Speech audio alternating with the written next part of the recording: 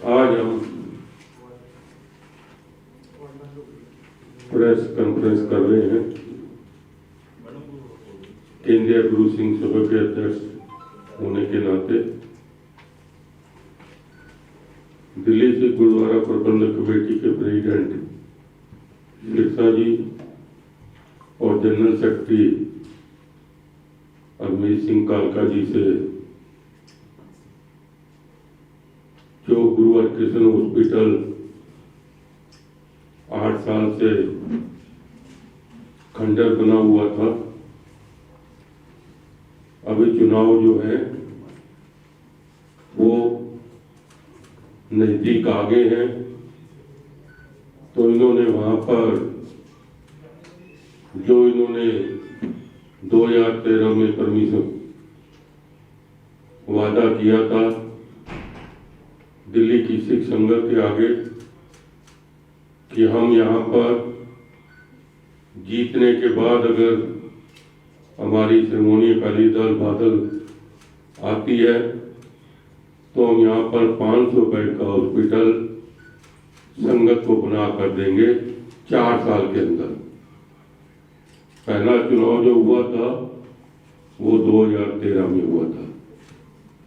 इन्होंने 2017 तक वादा किया था कि हम यहाँ पर 500 बेड का हॉस्पिटल और साथ में ही उस वक्त के प्रधान जी ने कहा था कि यहाँ पर मेडिकल कॉलेज भी हम बनाएंगे।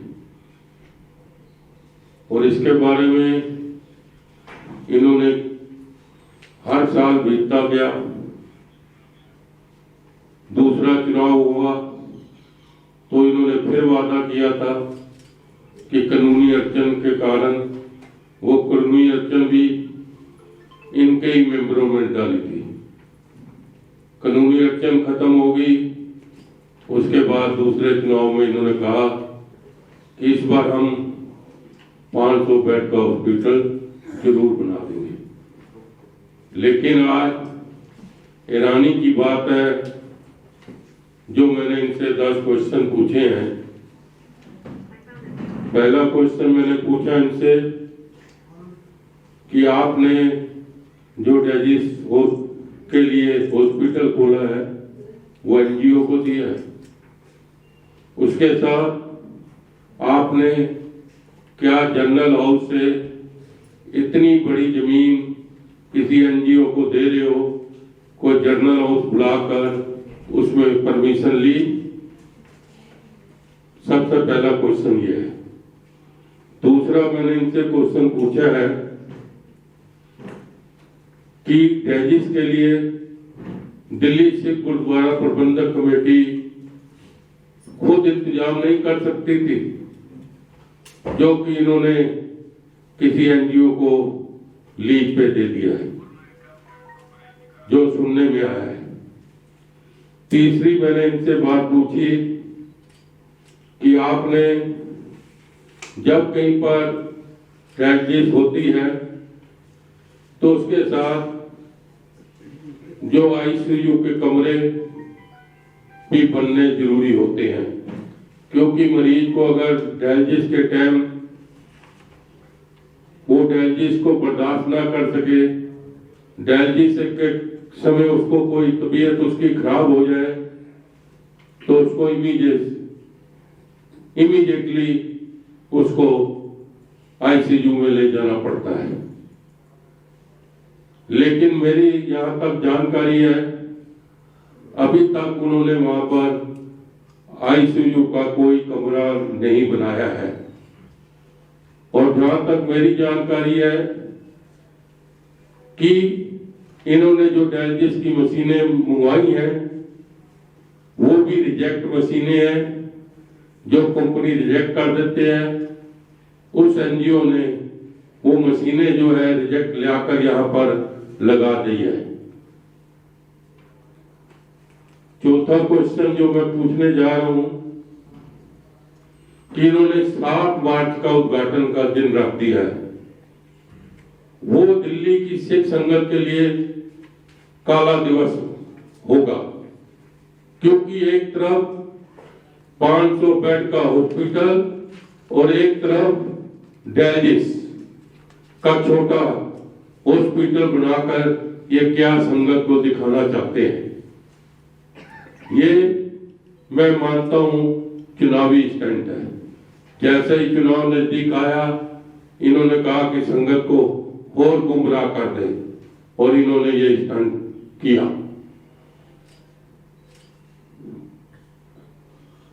मैं ये कहना चाहता हूं कि आप लोग 7 साल 9 महीने सोए हुए थे, जो आज आपको डायलिसिस की याद आ गई वहां पर, जो कि एक डायलिसिस की मशीनें हमारे पुराने हॉस्पिटल में लगी हुई थी। कम से कम वहां पर 8 या 10 की डायलिसिस की मशीनें लगी हुई हैं, जिसका रोज की आमदनी जो वहां पर आती थी वो 30,000 40,000 के करीब आती थी। 10 या 12 लाख अगर ये डायलिसिस वहां पर शुरू होगी तो 10-12 लाख का हर महीने का दिल्ली सिख गुरुद्वारा प्रबंधक कमेटी को नुकसान होगा।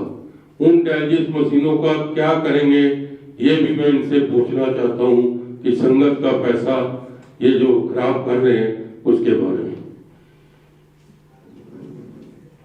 इन्हीं के एक बड़े लीडर ने, मैं नाम नहीं लेता, कहा था, टीवी चैनलों में भी कहा था और अखबारों में भी बयान दिए थे कि ये जो हॉस्पिटल, क्योंकि उसको 1 साल हो गया है, 1 साल पहले उसने कहा था कि अगर ये हॉस्पिटल नहीं खुलने की जिम्मेवारी सीधी अकाली दल के प्रेसिडेंट सुखबीर बादल के ऊपर जाती है। क्या आज मैं पूछना चाहता हूं कि लोगों ने कहा कि ये जिम्मेवारी जो है हॉस्पिटल ना खुलने की सुखबीर बादल पे जाती है, इन्हीं के लीडरों ने कहा है और आज वह वहीं पर लीडर बना हुआ है। क्या 7.5 साल संगत को गुमराह किया दिल्ली की, ये मैं उनसे पूछना चाहता हूं।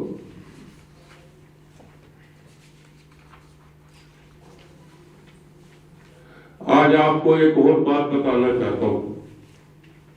आप मेरे प्रेस वाले भाई और यहाँ पर जो पत्रकार बैठे हैं, आप हैरान हो जाओगे। मैं काला दिवस का क्यों नाम ले रहा हूं, 7 मार्च को क्यों नाम ले रहा हूं? इसलिए ले रहा हूं, आज तक आप हॉस्पिटल में जाते हो, चाहे जीबी पंत है, चाहे मैक्स है, चाहे आपका ऑल इंडिया मेडिकल है, चाहे ट्रामा सेंटर है, कभी आपने देखा कि फ्रंट में जहां से गेट से घुसते हैं वहां पर कहीं डायलिसिस की मशीनें लगी देखी हैं? आप बताओ मेरे को।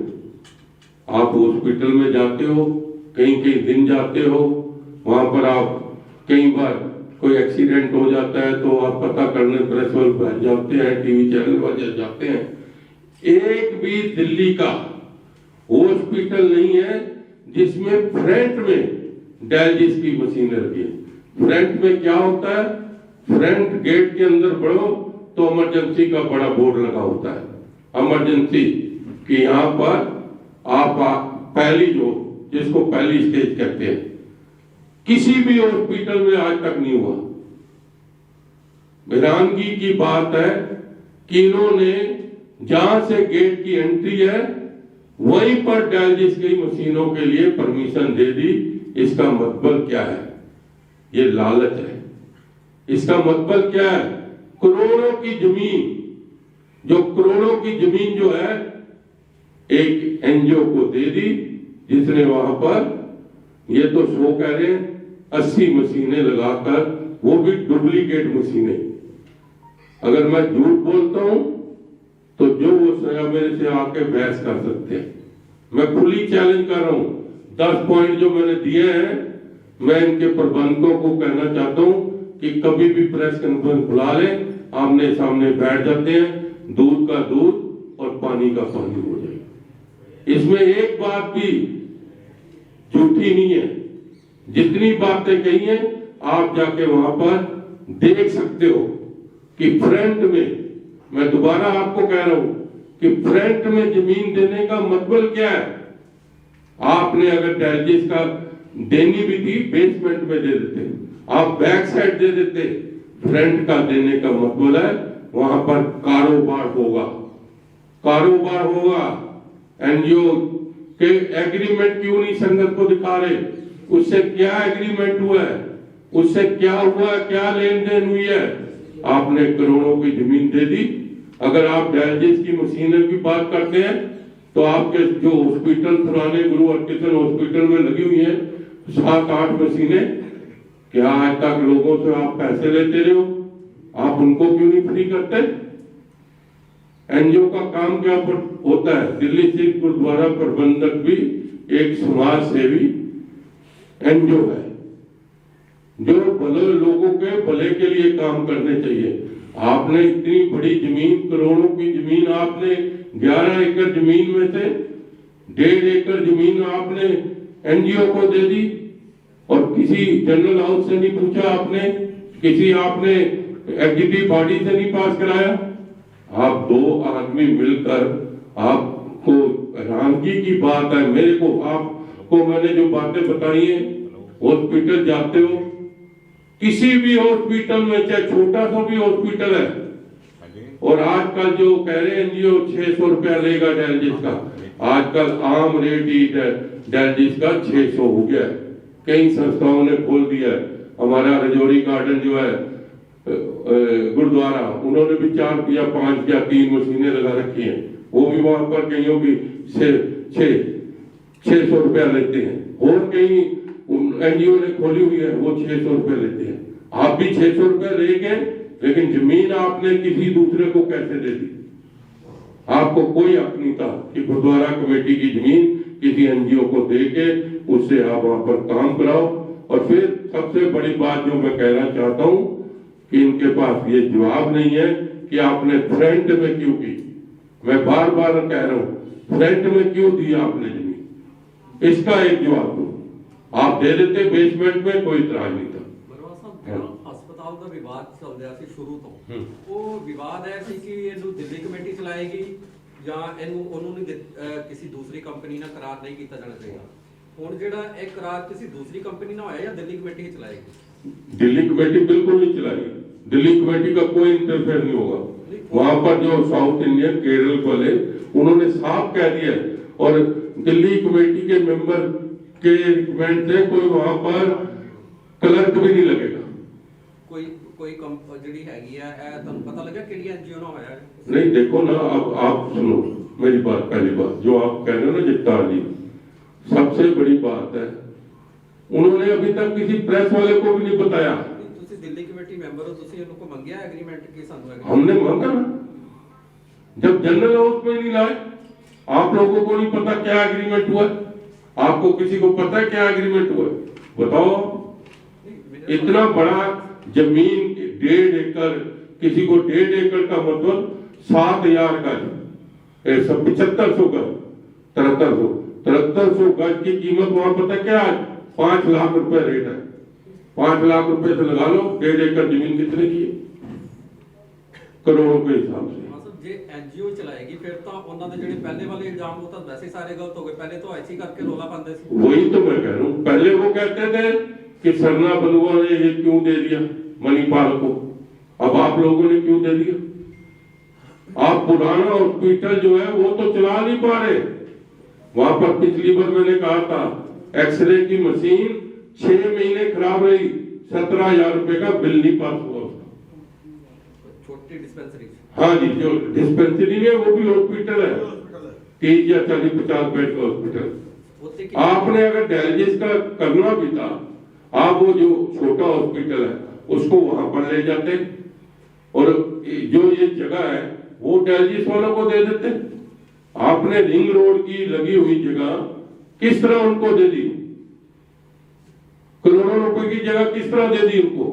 फिर मैंने बार बार अभी पहले भी कहा, क्यों बार बार एक बात मैं दोहरा रहा हूं, किसी हॉस्पिटल में, ऑल इंडिया हॉस्पिटल में, पूरे हिंदुस्तान क्या वर्ल्ड में आप चले जाओ, सबसे पहले गेट के आगे घुसोगे तो आपको इमरजेंसी का एक बोर्ड लगा मिलेगा। डायलिसिस का बोर्ड लगा नहीं मिलेगा। आज दिल्ली की संगत को गुमराह किया जा रहा है। अभी तो ये आज मैं इस पे बात कर रहा हूं, एक और आपको बात बताना चाहता हूं। किसी गुरुद्वारा प्रबंधक कमेटी में सेक्रेटरी के नीचे 3-3 सेक्रेटरी नहीं होंगे। एक सेक्रेटरी के नीचे 3-3 सेक्रेटरी, फिर 3 सेक्रेटरियों के नीचे एक और सेक्रेटरी। 7 या 8 लाख रुपया तनख्वाह प्रेसिडेंट के सेक्रेटरियों को जाती है, और इसके बाद जो जनरल सेक्रेटरी है 5 या 6 लाख रुपया उसकी जो नीचे स्टाफ है उसको जाता है। आपके जनरल मैनेजर है, आपका होल स्टाफ है, आपको इस स्टाफ को रखने की क्या जरूरत है प्राइवेट स्टाफ को। और मैं एक बात बता रहा हूं, और इनकी तनख्वाह पहले जीवन नाम का कोई था, अब तो हट गया। वो 80,000 रुपया तनख्वाह लेता था, 80,000। आप पता कर लो अकाउंट वाले से जाके। और उसके बाद जीवन सिंह, जीवन जो 80,000 रुपया तनख्वाह। नहीं कोई भी हो, हमने तो जनरल हाउस में जब ये बात उठी करप्शन की, वहां पर भी कहा कि जो करप्शन करता है उस पे FIR होनी चाहिए, उस पे कार्रवाई होनी चाहिए। ये तरिंदर मरवा था जिसने जनरल हाउस में सबसे पहले खड़े होकर कहा था। जाके पूछ लो, लोग मेरे से नाराज हुए, नाराज अलग हुआ था। ये गुरु की सेवा है, गुरु की। आपको आज एक और अचानक बात बता रहा हूं आपको। दिल्ली से गुरुद्वारा प्रबंधक कमेटी के अकाउंट में जाओ, अगर कोई चंडीगढ़ जा रहा है, जो लीडर कोई चंडीगढ़ जा रहा है, तो गाड़ी जो है वो दिल्ली से गुरुद्वारा प्रबंधक कमेटी के खर्चे से जा रही है। कोई अगर अमेरिका जा रहा है, अभी तो कोरोना करके रुक गए, नहीं तो अब तक 10-5 करोड़ का और घपला हो जाता। अमेरिका UK जा रहा है, टिकट कहां से ले रहे हैं? दिल्ली से गुरुद्वारा प्रबंधक कमेटी। अमृतसर जा रहा है कोई, बसें कहां से जा रही है?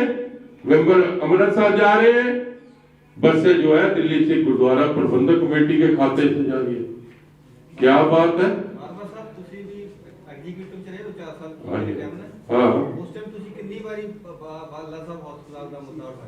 मैं तो हर मीटिंग में उठाया कि उसको जल्दी शुरू करो।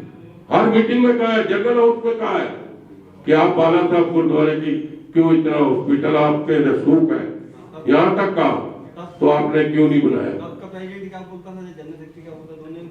मुद्दे जनरल इलेक्शन में संटी जी भी होते थे जनरल हाउस में, और अपना रोनी विकास दुर्ग।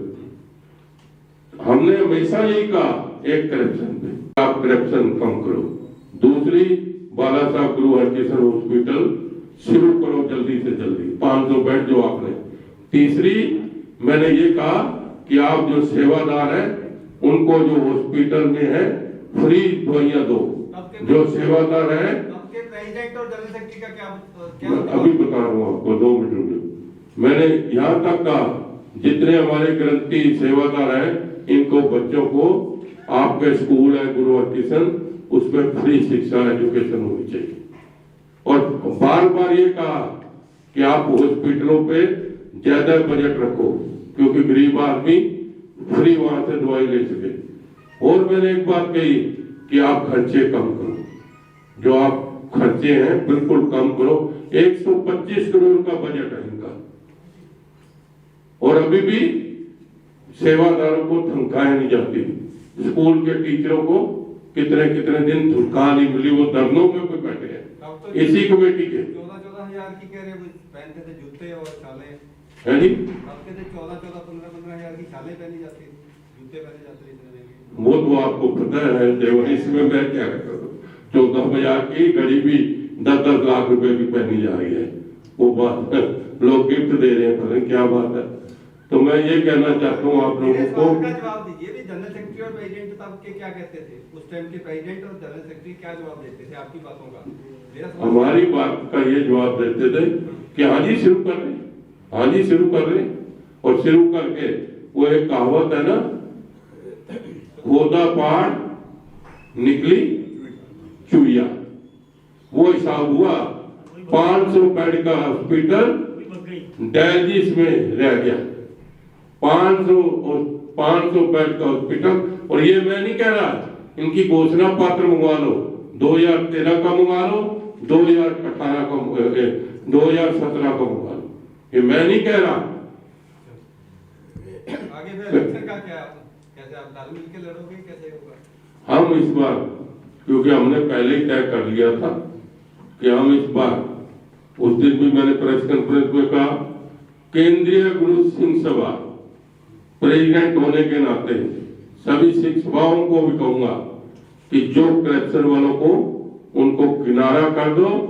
और इस बार मैं श्रोमणी अकाली दल दिल्ली जो है, हम केंद्रीय गुरु सिंह सभा उसकी सपोर्ट करेंगे, तन से भी करेंगे, मन से भी करेंगे, धन से भी करेंगे और पूरी ताकत बल से भी करेंगे। हम इनके सपोर्ट करेंगे, जहां पर लड़ना भी पड़ा वहां पर लड़ाई भी लड़ेंगे, किसी से डरेंगे नहीं, जैसे लोगों को डराते फिरते। ये मेरा चैलेंज है। मारवा जी, जिस तरीके से आप क्या डायलिसिस का जो फ्रंट पे ले लिया है, नक्शा तो उसी टाइम पास हुआ होगा हॉस्पिटल का, कोई नहीं सरकार नक्शा तो पास हुआ ही होगा। इन्होंने अभी तक एक पॉइंट मेरा रह गया, एक पॉइंट आपने पढ़ा, मेरा रह गया। आप इनसे पूछो, अभी तक आपने किसी सरकार से परमिशन ली है? आप कोई भी मेडिकल कोई भी शुरू करोगे, आपको परमिशन लेनी पड़ेगी, केमिस्ट की दुकान की भी परमिशन लेनी पड़ती है। ये तो इतना बड़ा डायलिसिस या रिक्स है, या रिक्स है। किसी को डायलिसिस के टाइम, मैंने पहले कहा ना कि डायलिसिस का जो वो हो जाए उसको, तो उसके लिए आईसीयू जरूरी है, जरूरी है। मारवा साहब, आपने ये 3 नंबर में यहाँ पर इसका जिक्र किया है कि इन्होंने सरकार से किसी भी तरह की परमिशन नहीं ली। सवाल ये है कि अगर हेल्थ डिपार्टमेंट्स के जो भी नियम कायदे हैं, अगर उसके हिसाब से उसकी अवहेलना हुई है, तो ये तो एक मामला कानूनी बनता है। तो क्या इसको लेकर आप किसी तरह की कोई शिकायत, कंप्लेंट जो है वो दर्ज करवाने? देखो, दिल्ली से गुरुद्वारा प्रबंधक कमेटी में हम कंप्लेंट नहीं करते किसी की, सुन लो पहली बात तो। हम कंप्लेंट करते हैं करप्शन की, हर चीज की, क्योंकि ये गुरु का मामला है। उनको खुद चाहिए, कल उनको जेल हो सकती है, खुद चाहिए कि परमिशन लेके उनको काम करना चाहिए। नहीं मारवा साहब, सवाल ये है क्योंकि ये मुद्दा जो है लोगों के स्वास्थ्य से जुड़ा है, लोगों के जान से जुड़ा हुआ है। ऐसी स्थिति के अंदर जो है, अगर जो नियमों की अवहेलना होती, कानून की अवहेलना होती, तो मामला तो बनता है। तो ये तो आप लोगों ने करना है ना, वहां जाओगे, देखोगे, लिखोगे, आप उनसे परमिशन मांगो ना। ये तो आपका काम है, प्रेस का काम है, ये आप लोगों का काम है कि आप, जो मेरे 10 सवाल है, आप इस पे उनसे जवाब जरूर मांगो, उनको को आप प्रेस कॉन्फ्रेंस करो। आपकी तरफ से सर क्या कार्रवाई होगी? आपकी तरफ से पूछ रहे हैं, आपकी पार्टी की तरफ से क्या कार्रवाई? हम आप लोगों को बताया ना, अब सरकार तक आप बात भेजो, ये आपका काम है, सरकार तक आप भेजो बात। हमने आपको बता दी, कोई परमिशन है तो दिखा दे। मैं तो यही कहूंगा कि एग्रीमेंट भी दिखाएं संगत के आगे, क्यों छुपा रहे हैं? अभी तक आपको क्यों नहीं दिखाया उन्होंने एग्रीमेंट? केंद्रीय कमेटी को, जो प्रबंधक कमेटी दिल्ली की है, उसको अकाल तख्त के आगे बुलाया गया हाजिरी देने के लिए, वो क्या मामला है? दिल्ली से गुरुद्वारा प्रबंधक कमेटी, वही करप्शन का मामला है। और क्या करप्शन का मसला है? करप्शन के मसले पे, करप्शन का, करप्शन पे कभी भी, जब से देश आजाद हुआ है, किसी भी प्रेसिडेंटों पे एफआईआर नहीं हुई, या बड़े बड़े प्रेसिडेंट बने, लेकिन सरना साहब भी प्रेसिडेंट आज तक बता दो कुछ। ਹੋਰ ਬੰਦੇ ਜਿਹੜੇ ਇਹਦੇ ਵਿੱਚ ਸ਼ਾਮਲ ਹੋਏ ਉਹ ਵੀ ਆਪਣੇ ਦਮ ਤੇ ਜਿੱਤ ਗਏ ਹਨ। ਇਹ ਸਰਨਾ ਭਰਾ 2 ਵਾਰੀ ਹਾਰ ਗਏ ਤਾਂ ਤੁਸੀਂ ਇਹ ਤੁਹਾਨੂੰ ਉਮੀਦ ਹੈ ਕਿ ਵੀ ਤੁਹਾਡੇ ਕਰਕੇ ਜੋ ਜਿਨ੍ਹਾਂ ਨੂੰ ਦਿੱਲੀ मैं सरना साहब से इस बार जमानत जब्त करा देंगे। और दूसरी गल है कि असि 41 सीटां आज मैं कह के जा रहे हैं, जो इन्होंने हालात पैदा किए हुए, 41 सीटां दिल्ली से गुरुद्वारा प्रबंधक कमेटी की, केंद्रीय गुरु सिंह सभा और सरना गुरु मिलकर जीतेंगे। एसएनटी का करप्शन विभाग। और जिन्हें और पूछना है तो दस देना। केंद्रीय गुरुद्वारा सिंह सभा के प्रेसिडेंट तमिंदर सिंह मारवा जी ने आपके सामने जो हॉस्पिटल का मुद्दा उठाया कि किस तरह इतने बड़े समुंदर जो एक हॉस्पिटल बनना था, जिसमें दुनिया भर की बीमारियों का इलाज होना था, और उसे एक सिर्फ छोटे से डायलिसिस सेंटर में तब्दील करके रख दिया। उसके विषय में बड़ी विस्तार से वो जानकारियां दी जो अपने आप में कई महत्वपूर्ण जानकारियां होनी चाहिए संगत के लिए। कहने का मतलब ये है कि बिल्कुल इन्होंने ठीक कहा कि हर हॉस्पिटल में फ्रंट में किस तरह से इमरजेंसी का वार्ड होता है, वहां पर कोई भी बीमारी उसका इलाज होता है, वहां ऐसा कुछ नहीं है। परमिशन की बात जो की बात परमिशन से आपने क्वेश्चन भी उठाया, बिल्कुल ठीक क्वेश्चन है कि जब हेल्थ से जुड़ा मसला है और इतना गंभीर मसला हो, उसके बावजूद बिना किसी सर्टिफिकेट के, बिना किसी परमिशन के, बिना किसी हेल्थ डिपार्टमेंट के उससे परमिशन लिए बगैर इस तरह के डायलिसिस सेंटर खोलना अपने आप में मैं समझता हूँ कि एक बहुत ही ऐसा खतरनाक कदम है जो गुरु की संगत के साथ और उन पेशेंट के साथ खिलवाड़ है जो इतनी गंभीर बीमारी से त्रस्त होकर आते हैं। मैं इनके साथ सिर्फ एक बात और जोड़ना चाहता हूँ, ये जो डायलिसिस सेंटर इलेक्शन का शगुफा इन्होंने बोला कि इलेक्शन स्टंट है, तो ये तो इस बात से तय हो जाता है कि आप सारे लोग इस बात को समझ लें कि दिल्ली में 46 वार्ड है। 46 वार्ड कोई चंदर विहार में है, कोई निहाल विहार में है, कोई तिलक नगर में है, दिल्ली के अलग अलग कोने हैं, कोई आजादपुर में है, जिससे बाला साहब हॉस्पिटल की दूरी किसी की 40 किलोमीटर बनती है, किसी की 60 किलोमीटर बनती है। आप टेक्निकल बात छोटी सी समझ लीजिए कि कोई भी पेशेंट जो डायलिसिस का मरीज होता है, जिसे डायलिसिस की जरूरत होती है, उसके साथ कम से कम एक अटेंडेंट जरूर होता है जो उसको ठीक ढंग से ले जाए और वापस लेके आए। साथ में इस तरह का पेशेंट ना बस से सफर कर सकता है, ना मेट्रो से सफर कर सकता है। जो इंसान 50 किलोमीटर से कोई प्राइवेट ट्रांसपोर्टेशन करके वहां पर डायलिसिस कराने के लिए आएगा, पहले 1000 रुपए तो कम से कम दिल्ली की 40 किलोमीटर से उसके आने जाने का खर्चा लग जाएगा। तो 1000 रुपए वो खर्च करके क्या वो 600 रुपए का डायलिसिस कराने आएगा? मैं इन्हीं के मेंबर से पूछना चाहता हूं, क्या चंदर विहार का मेंबर अपने इलाके की संगत को ये इस हॉस्पिटल का बेनिफिट दिलवा पाएगा? क्या उसके लिए वो क्या सुविधा उपलब्ध करेगा कि वो 600 रुपए में जो डायलिसिस कहीं भी रजौरी गार्डन या जो बड़ी बड़ी सिंह सभाएं वहां पर हो जाती है, वहां पे वो ना करा के 1000 रुपया किराया भी खर्चे, उसके बाद वो 600 रुपए का आगे डायलिसिस भी कराए और 4 घंटे वो पेशेंट परेशान भी हो, आने जाने का सफर भी करे। ये छोटी सी समझने की बातें हैं। इनके 46 में से मैं गारंटी देता हूं कि 40 मेंबर उस डायलिसिस सेंटर का अपने इलाके की संगत को एक भी रुपए का बेनिफिट नहीं दिलवा पाएंगे। तो सिर्फ 100 बेड का डायलिसिस सेंटर बनाना, इतने बड़े बाला साहब हॉस्पिटल का जो सपना, और इनके मेंबर्स के वो आप स्लोगन देख लो, डायलिसिस हॉस्पिटल। कभी कभी हॉस्पिटल में भी हॉस्पिटल बनता है। बाला साहब एक हॉस्पिटल बनना था, हॉस्पिटल में डायलिसिस का कभी हॉस्पिटल होता है?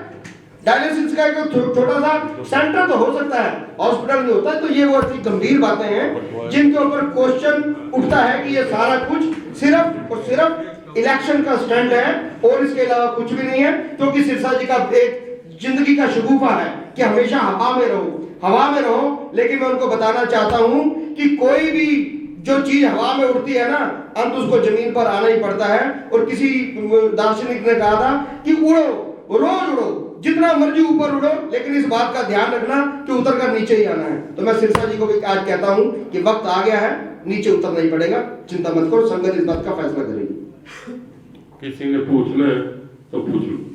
एक मारवा साहब, एक सवाल ये है कि आपने कहा कि जो मशीनें यहाँ पर डायलिसिस की लगाई गई हैं ये रिजेक्टेड मशीनें हैं, तो क्या इस बात का कोई पुख्ता प्रमाण आपके पास कोई है जिससे ये हो जाए कि वो रिजेक्टेड मशीनें लगाई? वो इसलिए नहीं है क्योंकि इन्होंने, जब मैं कह रहा हूँ प्रेस वालों को आज तक कुछ नहीं बताया।